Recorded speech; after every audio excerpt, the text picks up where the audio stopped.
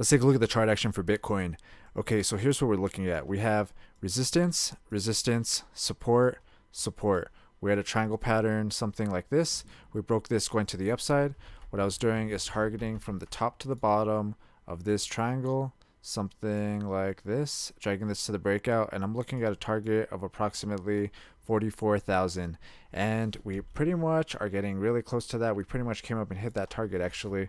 Right now, the next thing that I'm looking at is we have support, support, support. Let's do an uptrend, something like this. Let's go ahead and delete this triangle pattern because we pretty much hit that target. The other thing I'm looking at is we also kind of broke out of this little resistance zone right here. So I think if we can continue this momentum pushing to the upside, we have this trend line that we can look for support on. Maybe we're going to bounce something like this to the upside until we break this trend line going to the downside. Then I'm going to assume it's going to give us support and push us up to maybe these levels up here.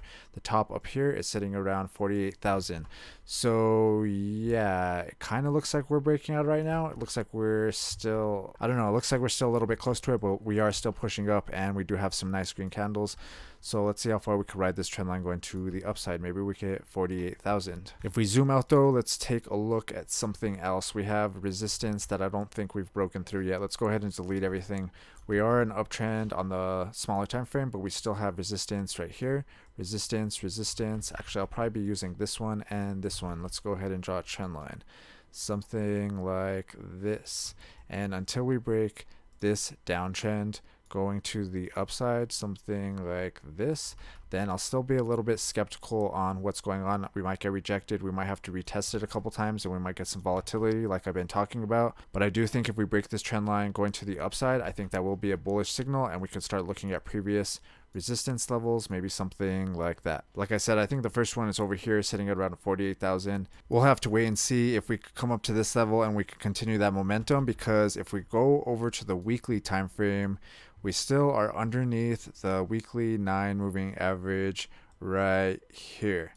So this can still give us some problems. We might have to test it a couple times before we're actually able to break through it. It might have to come down a little bit more.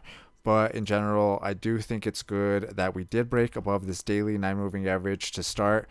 The next thing I want to see us do is break this trend line from this resistance and this resistance that I'm looking at on the daily time frame that we've been looking at for a while.